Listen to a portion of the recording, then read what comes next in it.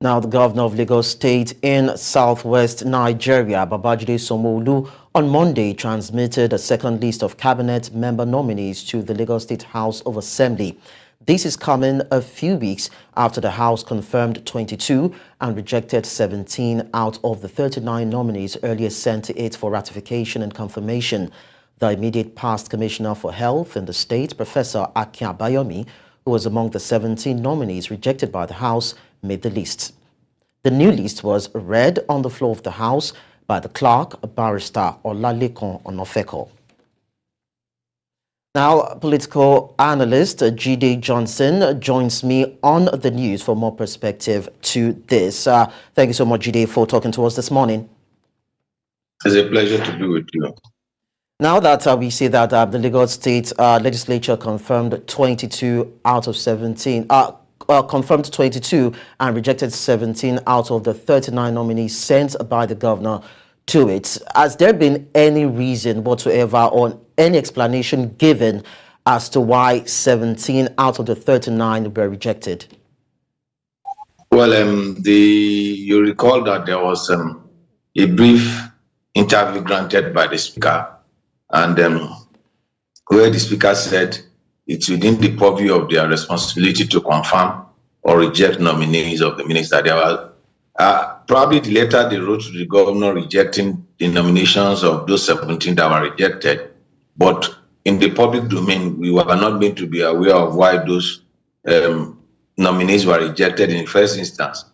Shocking to a lot of people was the rejection of the former Commissioner for Health, Professor Akin, and then the Commissioner for Information and Strategy, Binga Motosho.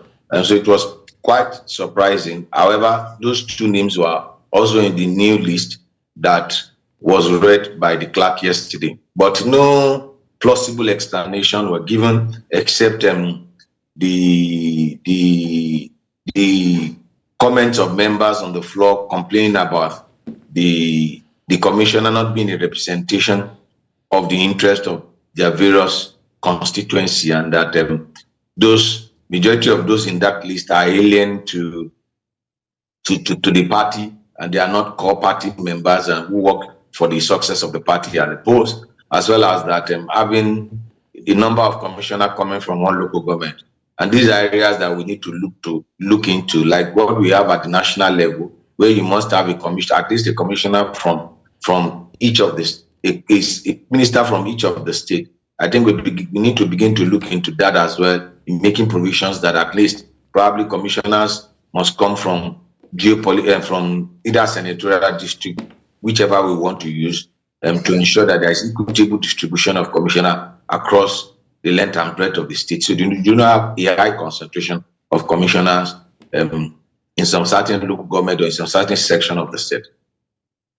But then there have been speculations as regards the reason for the rejection, because it seems as though this is the first time that the Lagos State House of Assembly would be rejecting a certain number of people that are being nominated by the governor of the state. Now, does it have to do with maybe political affiliations and the political undertone to it, or it has to do with, as it's been speculated, poor performance during the last administration or the last tenure? Does it have anything to do with that, or there are other underlying factors that may not be privy to what the public know? Well, this should be the norm in terms of what the legislature should do. Those that conceive the idea of these types and form of government will practice expect the legislature to provide an oversight function, to provide checks and balances on the activities of the executive. But what we have had in Nigeria, what seems to be the norm, is for the State House of Assembly and the National Assembly to have turned to a rubber stamp. And whatever the governor presents before them, is quickly approved, and then pure oversight and scrutiny is not given to the list. For some of us, I think this is a welcome development, whereby you'll be able to maintain the independence of the legislature from the overreach, from the executive overreach of the executive, because it's important for them to understand that there is a responsibility placed on them. They are meant to scrutinize whatever the executive is bringing. That's why they are given the power of the purse. That's why they are the legislature. And that's why the constitution gives them that responsibility. However, most state house of assembly have mortgaged that role. They have mortgaged that responsibility. They've been subservient to the executive. So that's why this is shocking to a lot of people.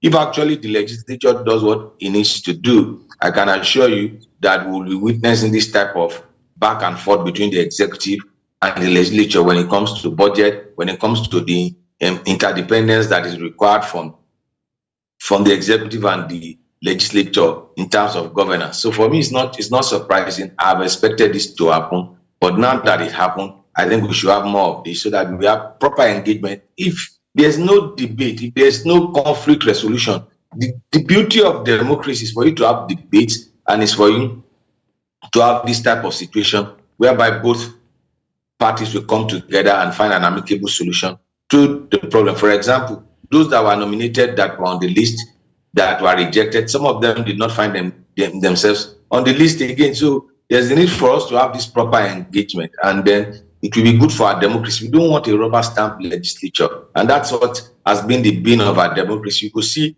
how people are complaining about the recklessness of the last administration, particularly at national level, because the president, whatever the president threw before the National Assembly, headed by Lawan and then by Jabi Amila, unfortunately, who happens to be the chief of staff to the president now, they quickly approved whatever it was given to them, whether it's in the interest of Nigeria or not. This, whatever request the president made, were quickly approved. And at the end of the day, we are seeing the negative effect of them not doing their oversight function when it comes to their legislative responsibilities.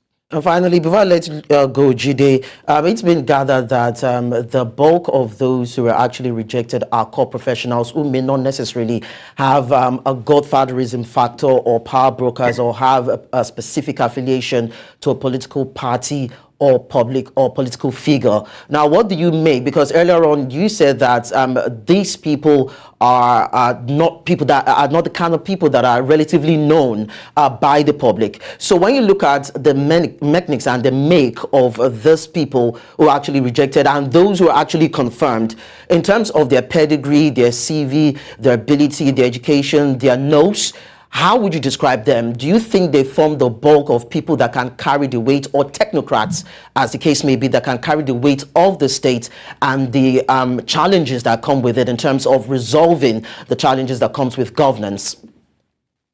There's a misrepresentation and misinformation that has gone on over the years in Nigeria. When people begin to term people that are outside of politics or running their private business as technocrats, the technocrats are actually in public administration. The technocrats are actually the civil servants. They are the ones that have the technical experience because they've been in the service, see, for 12, 20, 30, 35, 34 years, because by the time you're 35 years in service, you'll be retired. So the real technocrats, the real people that have the technical expertise are the civil servants. They are the engine room of public administration. However, when you are bringing professionals who are in private practices, well, if you call them professionals, I agree with you, because they've chosen a particular professions, but the technical expertise comes from the civil servant. Also, if you have been nominated, you can never be nominated as a commissioner if you don't have one political godfather or the other. Why was your name not on the list? Why was my name not on the list? So everybody that you found their name on the list must have one connection or the other. Probably they didn't play the internal politics. You know the workings of politics. If you are nominated, what they will tell you is that you go back to your local government, you see your local government chairman, you see your ward chairman, you try to identify and romance the political leadership in your local government so as to create soft landing for you when your nomination is advanced before the State House of Assembly. I think those that were nominated didn't really do the internal politics that they need to do, because before you can become a commissioner or a minister, you must be sponsored by a political party. So what kinds of lobbying, internal arrangement did these nominees make with familiarizing themselves with the leadership of the party at their local government level, at their ward level, at the state level, and also romancing or identifying with the State House of Assembly member? There must have been informal meetings with these nominees, with their State House of Assembly members from their own constituency, so as to prepare a soft landing for them. So they didn't do their politics right, and that's why their nomination was rejected. That's just the bottom line. when people talk about them being technocrats, it's just disinformation and misinformation that has carried it over too long, and we need to correct that impression. The real technocrats in public administration are the civil servants. They are the ones that have the technical expertise of the running of their ministries. They understand what it takes to run the ministry. Thank you so much, Jide. It's nice to have engaged you on the news this morning. Thank you.